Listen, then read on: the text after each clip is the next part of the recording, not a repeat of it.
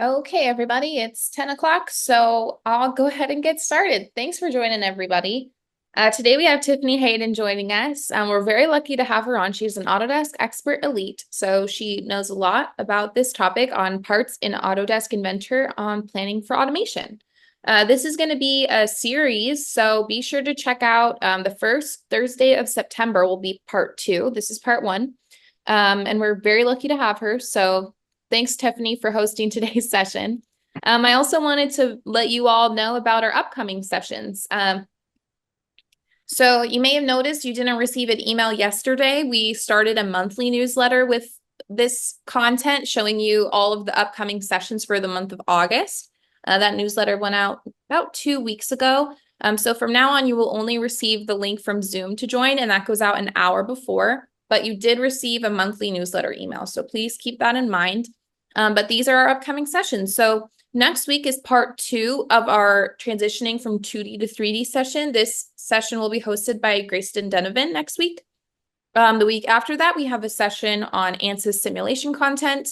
And then the week after, AutoCAD Plant 3D. So be sure to put all of these in your calendar. I'm also going to drop a link so you can see the upcoming schedule if you'd like to check it out. But just please remember, you will not be receiving emails on Wednesdays anymore. You will only receive the email 1 hour before the session begins. If you have any strong opinions or thoughts about that, let us know. We have a survey that will show up in your screen after the session today. Or you can send me an email, marketing@ketiv.com. We really appreciate your feedback, and we hope you're enjoying KVA. And I will let Tiffany take it away. Thanks for joining, everybody. And if you're watching on YouTube, hit the subscribe button. Thanks, everybody. Hi, everybody. Today we're going to focus on planning for automation and what that looks like.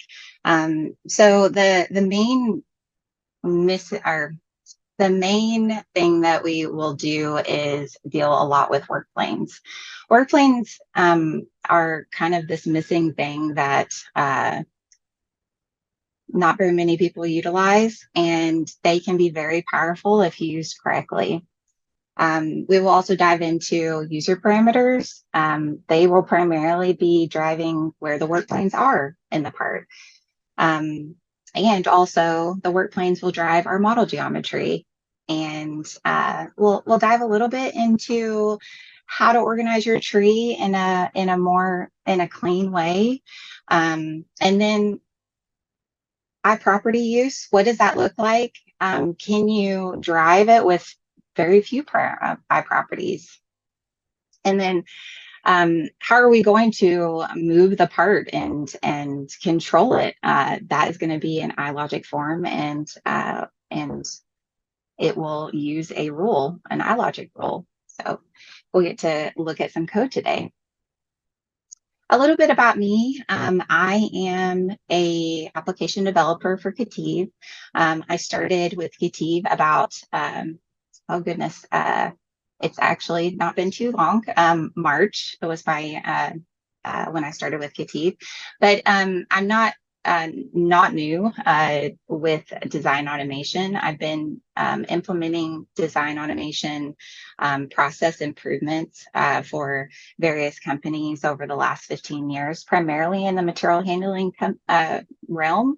If you're familiar with conveyors, I am very familiar with conveyors. Let's talk. But a little fun fact about me, I just got into gardening over the last year or two, and I'm very passionate about growing things and seeing, the fruits of my labor at the end of the season. So talking about barriers on automation, sometimes it can be hard to move past some of the barriers, but some things to think about, awareness opportunities, strategic investment. Where are you going to put your money?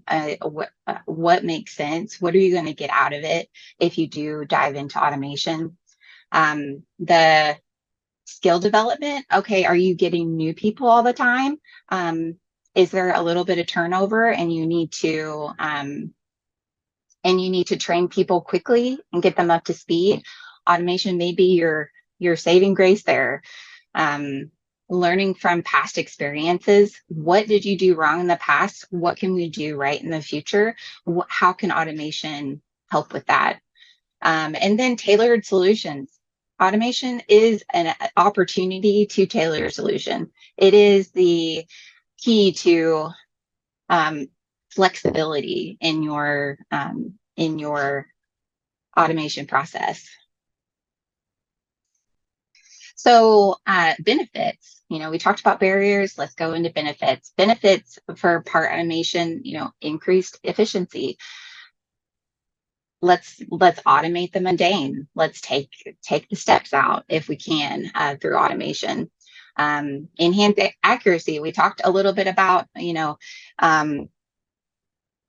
maybe issues that you're trying to correct. A user error, human error is a thing. Like, let's take a little bit of that out and increase the efficiency and the accuracy of the steps that are being automated. Cost savings, when you're not having to do those mundane tasks and you lean a little bit towards automation, it's going to save you money.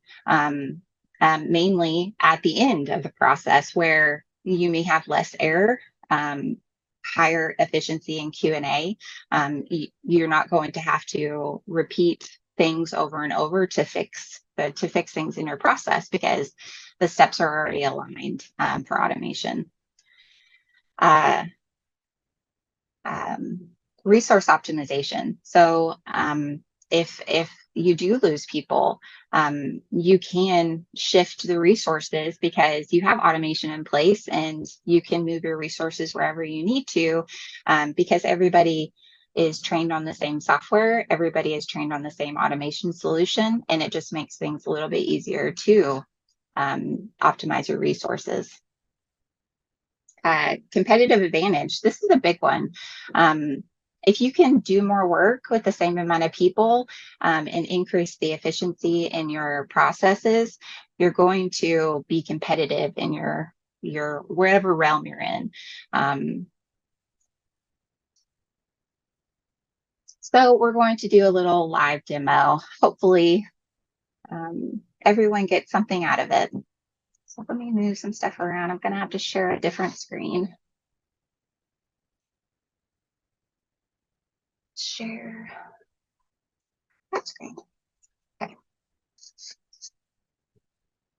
All right. So in Inventor, I've already created a part that we will start from. So the first thing that we need to do is we need to create the WorkPlanes that will be controlling our part. So we're going to be creating quite a few, so bear with me. Let me make sure that we're in the right place. Okay, so the first WorkPlane we're going to create is going to be at 0, 0. And we're going to name it plane in. And then on the opposite end, we will have a plane out. And then we need to control it from left to right. So let's go ahead and do a plane left hand and a plane right hand. And you see that I'm always going back to the origin. That's an important step in this process because you want to make sure that you're always making your planes off of the origin planes because it's less likely to break things if you are going off the origin versus going off of a plane. Sometimes it can get a little bit deep in your planes when you do that. So I named that one wrong. It should be right hand. And this is left hand. And then we need to have a center plane. So we'll create one that is just at 0, off center. And I'm gonna leave that one up here because I missed it. All right. And then we need to know where the top of the part is. So we'll have a plane top.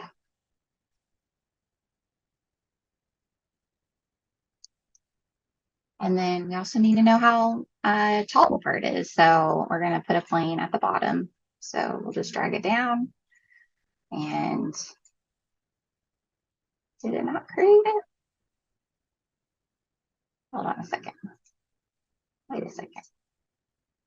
I accidentally did what I told y'all not to do. Hold on a second. No? Okay. Let me rename this.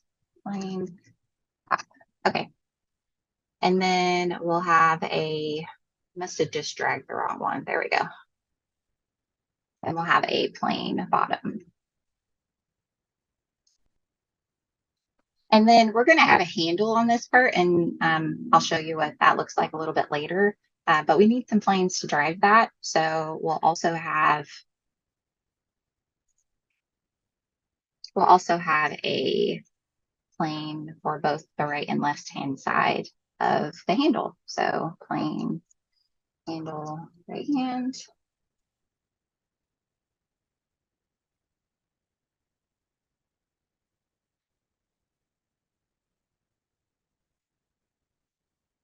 Plane, handle, left hand. Our handle is going to be inset from the plane in and plane out. So we'll need two planes to drive where the handle is associated to that. So we'll have plane, handle in, and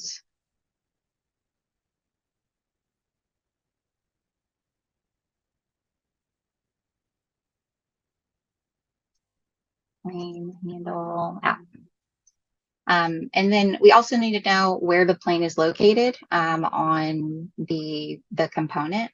So we also need a plane top. And these planes are just thrown out there just in the direction of where we're going to be needing them.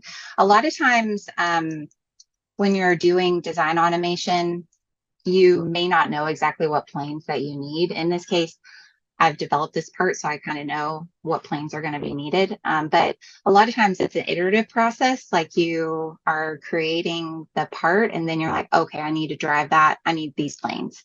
I need to add this component. I need these planes. But just make sure that when you're creating all the planes, even if it is in that type of process, that you're going back to the origin to create those planes. That's the key. So for sometimes planes aren't always what you need. Sometimes you need work points too. So we're going to create two work points as well. And they're going to be based off of the planes that we created because we want those work planes to move with those planes. So we'll do a plane in and then plane center and plane top. And that will move with plane in. It'll stay with plane center and it will stay with plane top. Plane center and plane top won't really move, but the plane in will move. And then I also need to create one for plane or for point out. So we'll do plane out and then plane center and plane top. And you see how those two work points are now going to be in line. And we will also rename them point in and point out. Okay, so we have a mess of work planes to have fun with. The next step that we will do is we will create some parameters to drive some of these work planes. So you go into the parameters window, and let me make it a little bit bigger so you can see.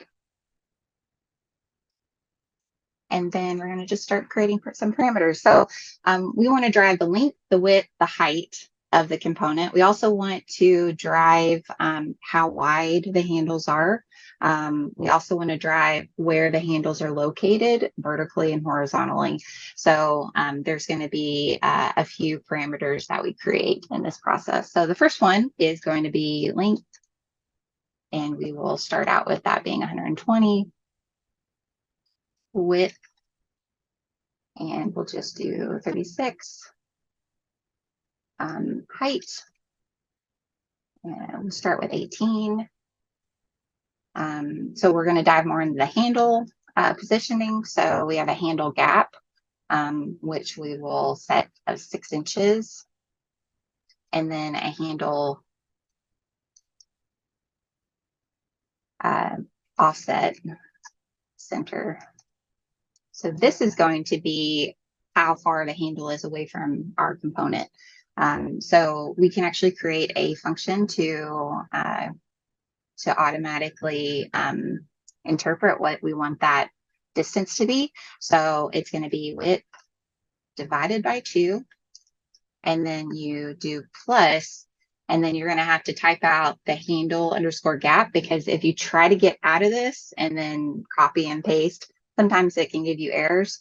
If you're in mid type, like right now I'm in a plus sign, it's going to error when you get to that.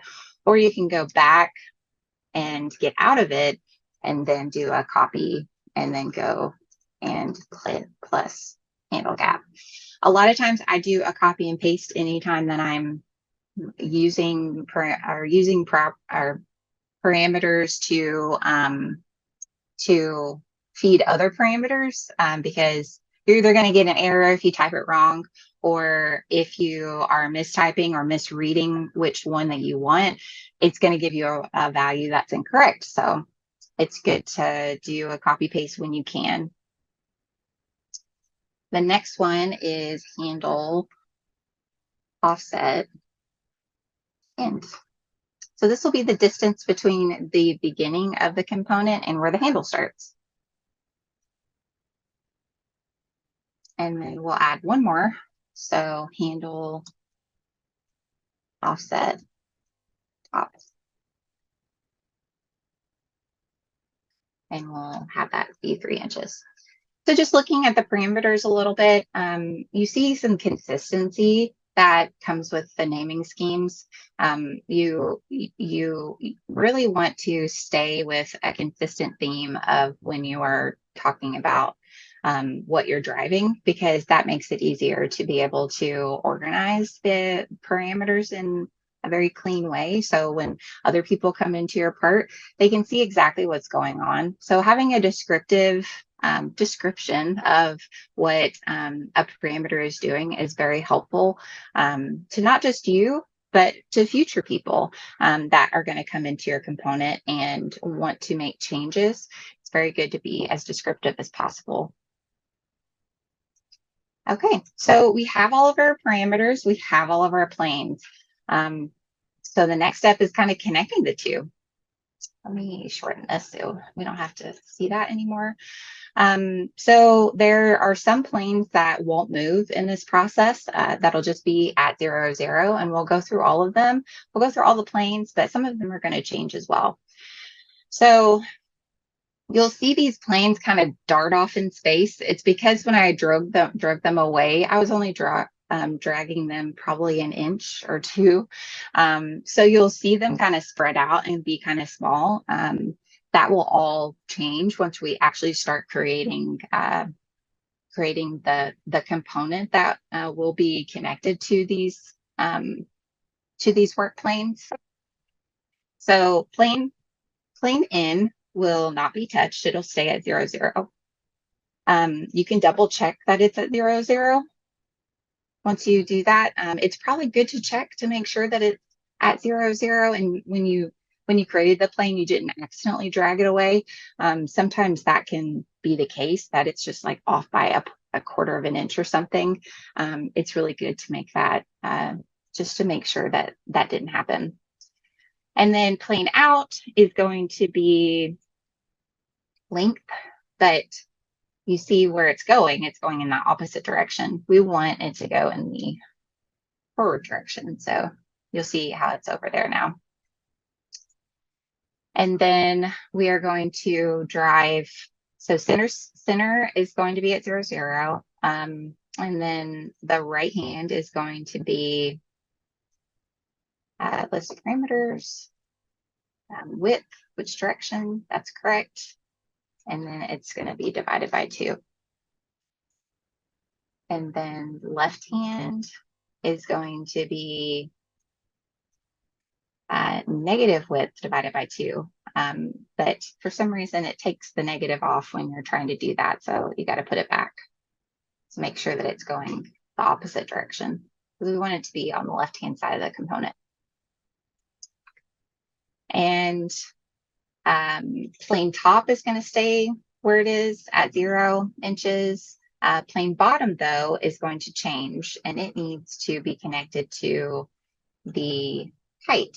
But we also need to reverse the direction on that because it's going up and we need it to go down. So it's down here. All right. And then plane handle right hand is going to be handle offset center. And it is going in the right direction. It's going on to the right side, so that's good. And then plane handle left hand is going to go in the left direction. And it needs a negative on the start of it. Plane handle end is going to be handle offset end. And then it needs a negative because it needs to go in the opposite direction. Plane handle out is going to actually be a formula. So it's going to be length, but negative. And then you're also going to add plus that handle offset end. Whoops, what did I do? Hold on a second. Let me try that again. So length, negative, plus. Let's make sure it didn't overwrite anything. Okay, so that should be good. And what that will do is that'll take the length and then also subtract the end distance for the handle. So it's always associated to the length, and you don't have to like change that. You don't have to change that distance on when you do update the length. It's just going to say, okay, well, I need to know what that distance is. I don't need to have, I don't need to be creating a formula off the length. And then the handle top is going to be the handle offset top, and it needs to go in the negative direction. And you see how we did change point out, and you see how point out is still on the plane out location. That's because when we created them with all the planes, plane out considered. And so it will move up and down the component as the component shrinks and grows. All right, so we haven't gotten into model geometry. Let's jump into that. We will create a sketch, and we will create it on plane top. And then let's do that. Get it to where, and then we'll just draw a rectangle in space. I try to, when I'm, and I'll emphasize this on the next model feature, I try to create the sketches away from everything, because Inventor has a tendency to auto project certain geometry, and it's good to have the sketch geometry not attached to any geometry until you want to attach it to a geometry, because you may be attaching it to something that is projected from something else, and you typically don't want to do that. You would like it to be attached to a specific projected geometry, in this case, a work plane. Okay, so let's project some geometry. So we'll do plane in, plane out, plane right hand, and plane left hand. And then we also need to constrain it. So we will constrain this side to the left hand, this side to the right hand, this side to out, and this side to plane in. And then we will finish the sketch, and we just have a really nice rectangle. And then after we do the rectangle, we need to extrude it. So we're going to extrude it in the opposite direction down, and we want it to go the distance height that we created in the parameters box. Okay, so we have a nice 3D rectangle. Okay, so the next thing that we need to do is, we talked about those handles. We're going to create some handles. So we're going to create another sketch, but we'll do it on plane right hand.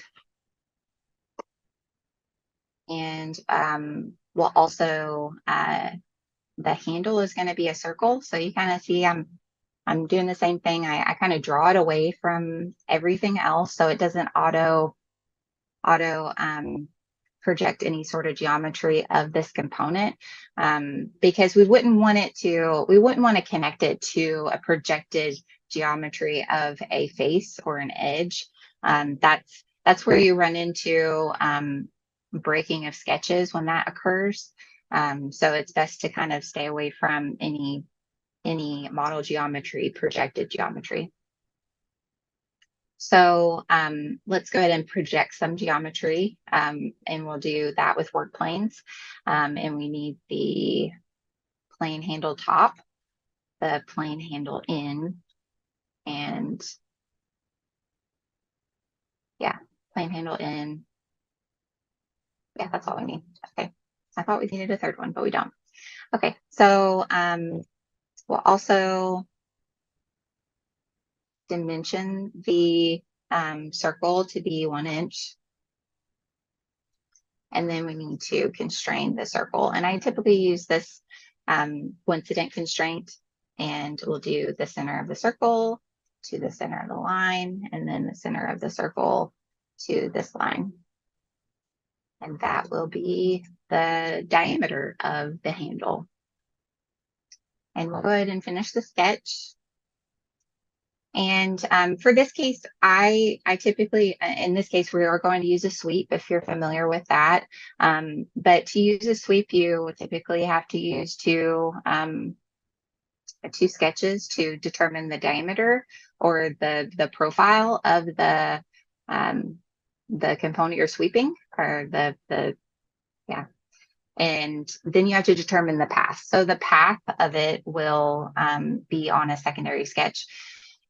To eliminate any sort of cross-contamination, but cross-contamination of one sketch to another, as in automatic projected geometry, you typically turn off the first sketch, just so that I don't accidentally project certain geometry that I don't want. And then I will create a second sketch. And in this one, we will create it on plane top, plane handle top. So we will project geometry, and in this case, we'll do plane handle right hand, left hand, in and out. And then create a rectangle again.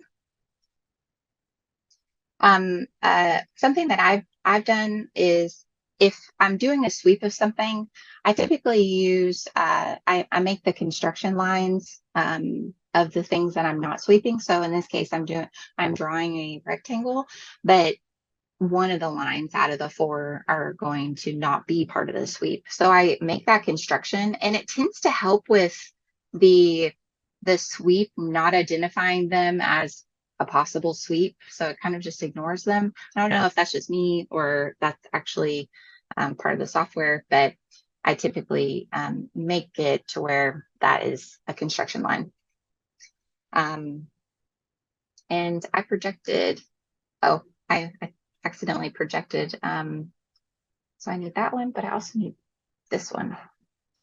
I didn't mean to project that one. So I'll go ahead and delete it. So you see, I drew the rectangle away from everything. And now we're going to constrain it intentionally. So in this case, we're going to use a collinear constraint. So go ahead and click on that. And then I'm going to constrain this top line to the plane right hand, the bottom line to plane handle right hand, this left line to plane handle in, and the right line to plane handle out.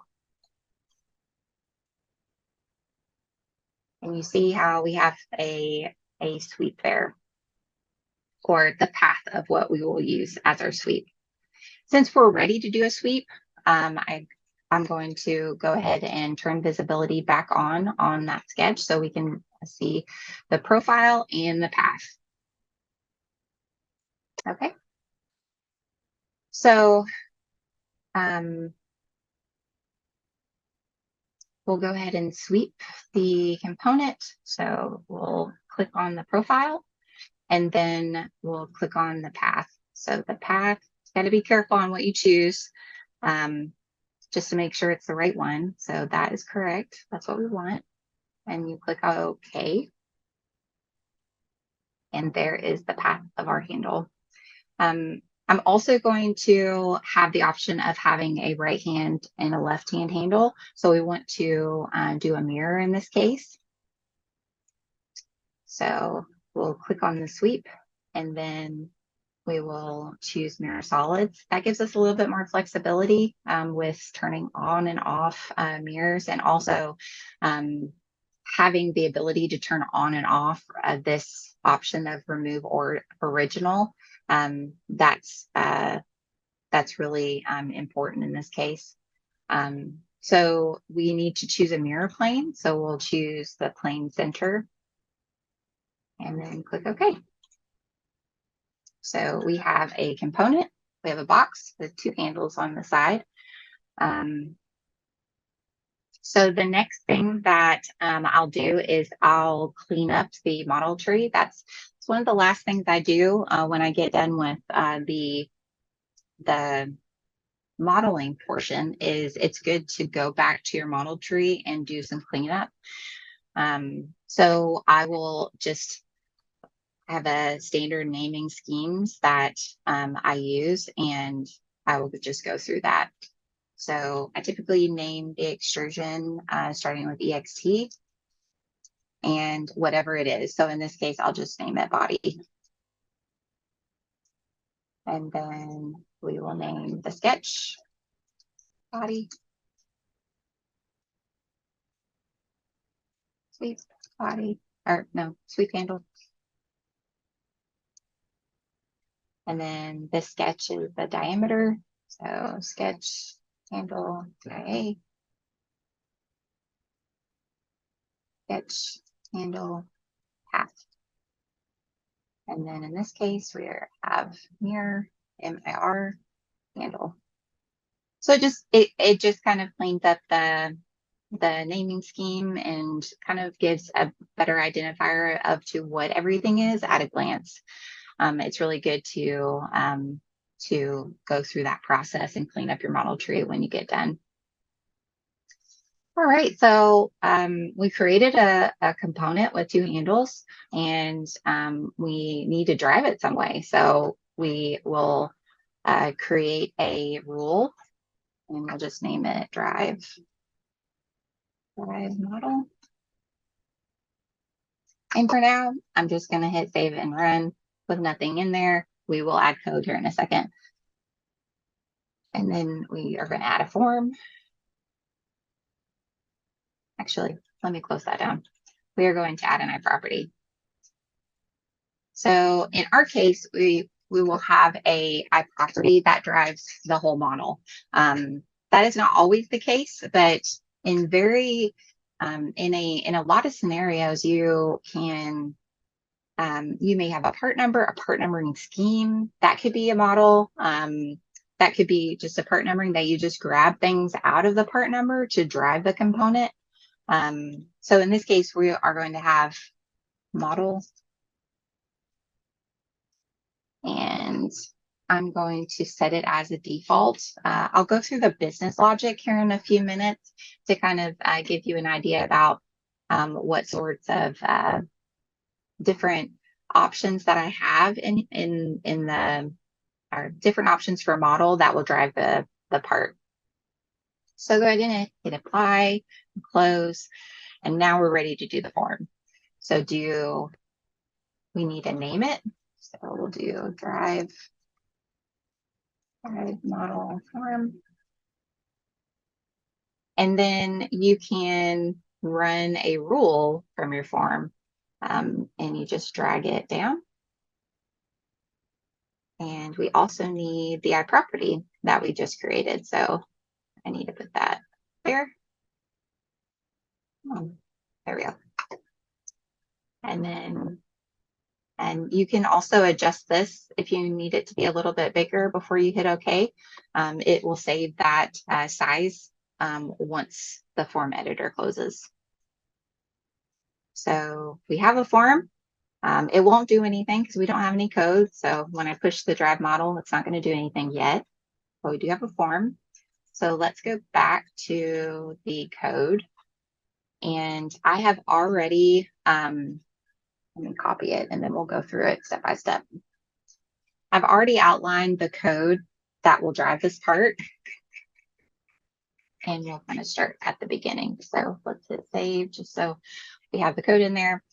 And I'll go through each line per se in this code to kind of have y'all understand what it's doing. So the first thing that you have to do is typically do some sort of object to relate to the document and to the definition. So in this case, we have a part document and a part definition. The definition uses the part document as an object to go to the component definition, and we will use that to drive what the mirror does here in a little bit. Model, it's just grabbing the iProperty, the current iProperty that's set in the model, and grabbing the value of it and setting it as a string.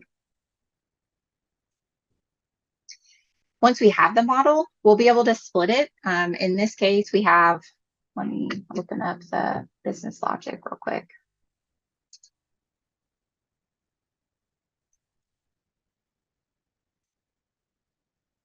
Drag that down.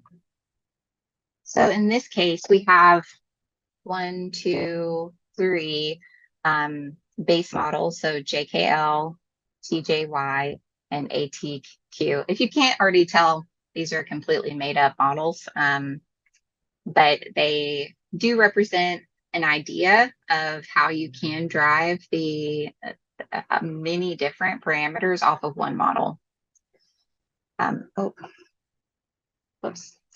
Okay, so for the JKL, you have, this first line right here is what the width is.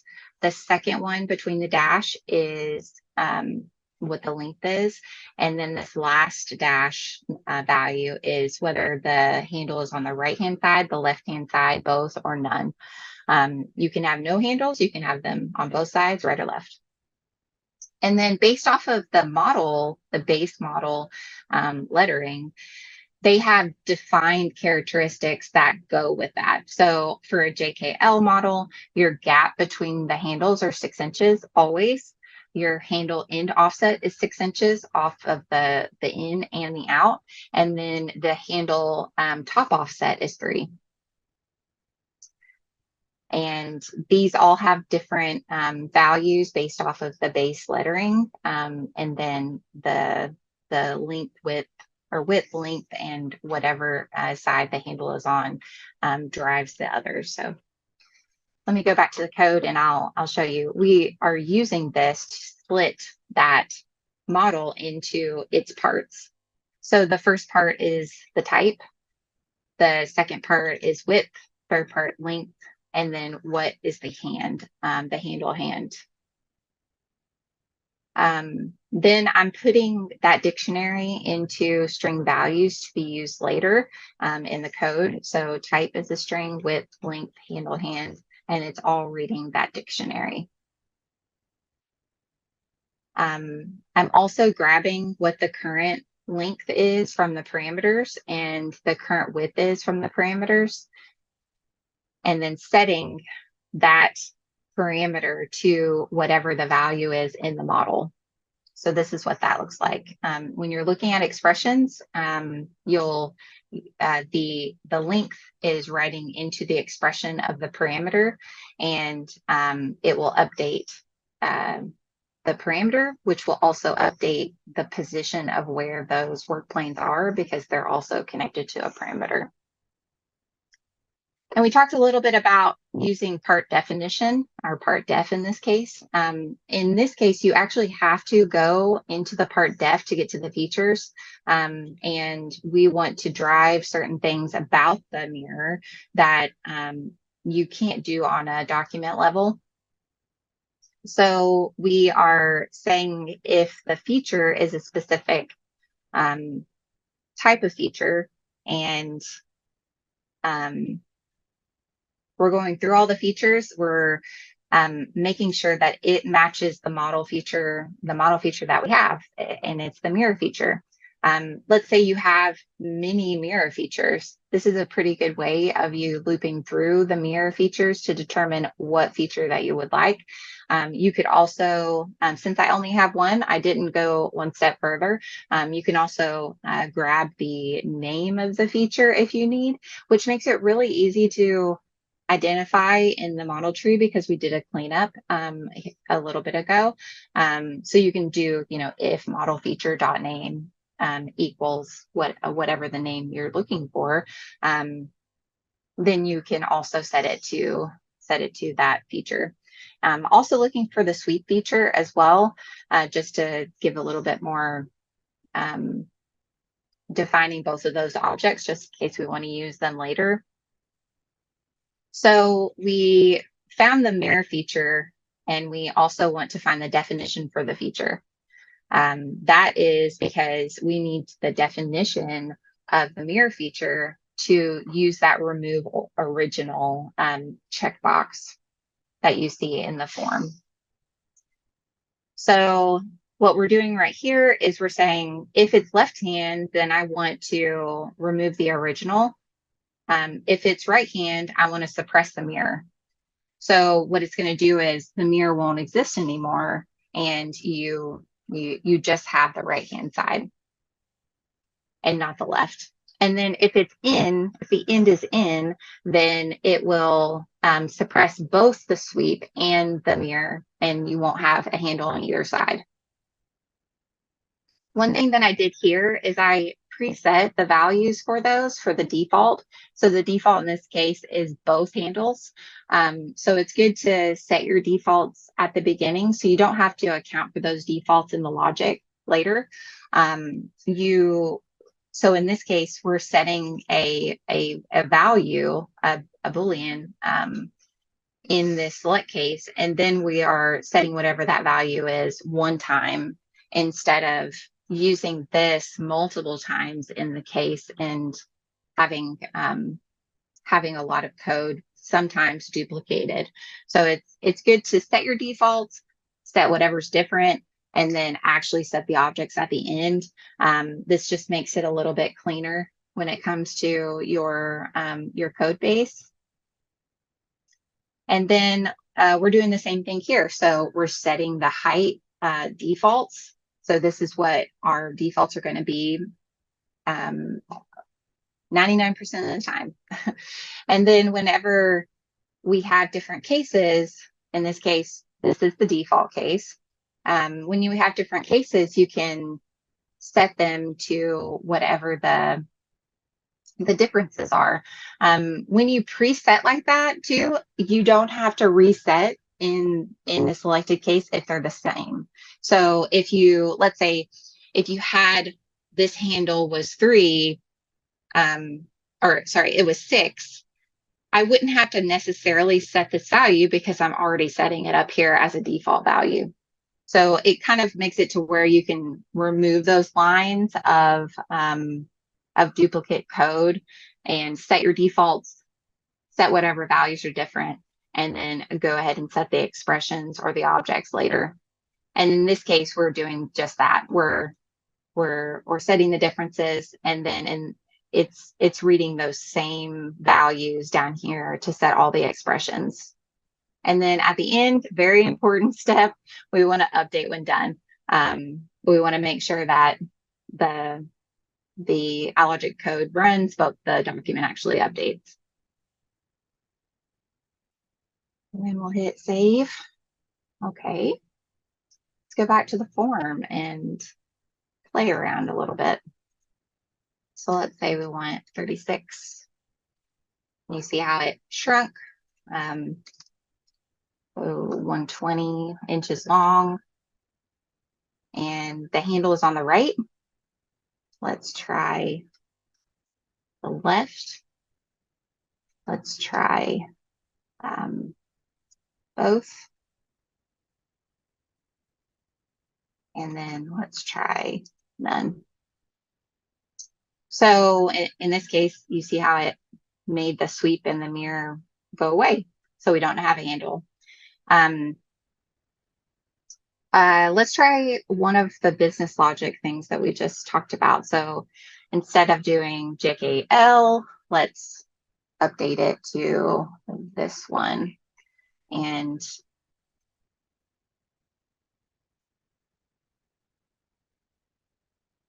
oops, let's try model. I hit done instead of drive model. So that automatically changed the configuration, the default configuration for a TJY configuration. So it's going to have, so a TJY is going to have a 6-inch height, a 3-inch gap, 3-inch end offset, and a 2.5-inch top offset for the handle. Let's try this one. Another default. And then that drove it a little bit differently too. So it does a 8-inch height, 4-inch handle gap, 4-inch end off, or 2.5-inch end offset, and 2.5-inch top offset for the handle. All right, well, let's go back to the presentation and finish it out. That is all for the demonstration today. But let's do a recap. So we created a bunch of work planes. We created a lot of parameters to drive those work planes. We went over some consistency in modeling practices, naming schemes, just to make your model tree clean. Went over creating iProperties and letting those iProperties drive the parameters, and in turn, the parameters drive the work planes. And then we also went over iLogic code, what that code looks like, what it's doing step by step. And then we played around a little bit on the model, let it move, let it grow and shrink, and let the handle swap sides. Some additional resources that you might be interested in is this video is also an Autodesk community blog. I think we will put the link to the community blog for this specific one in the chat before we end for today. I also linked a QR code that will go directly to it. If you're not on a mobile device, you may be able to use that. Another additional resource is I also have a GitHub repository that I will be putting this part in as soon as we get done today. And then any other data set information that will help you on your journey to create this part in whatever version of Inventor that you have. And that is all I have. I guess we'll move to Q&A.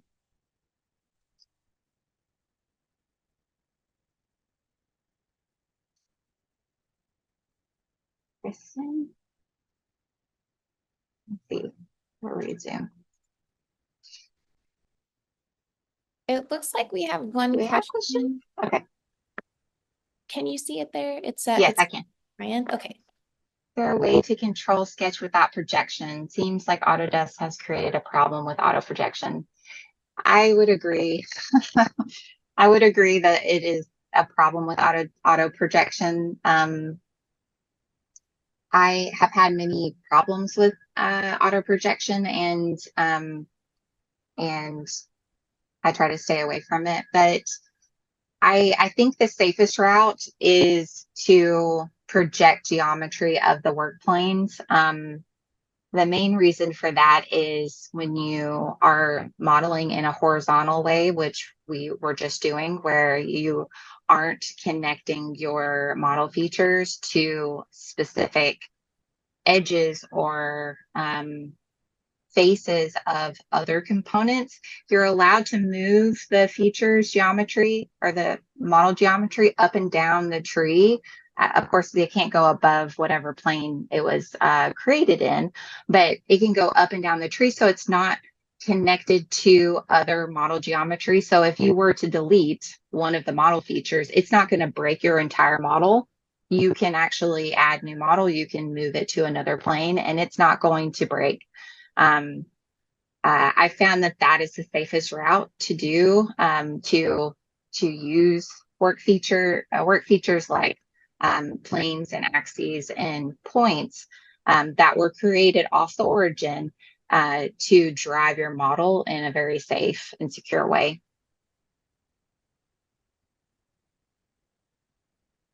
Are there any others?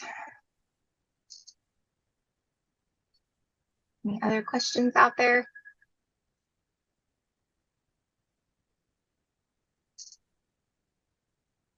Well, thank you so much, Tiffany, for joining. And thank you to all of our viewers for joining. If you have questions, you can email support@ketiv.com. And again, if you have feedback about our new email system, please fill out the survey. It will pop up on your screen right now. Or you can send me an email, marketing@ketiv.com. Thanks, everybody. Thanks.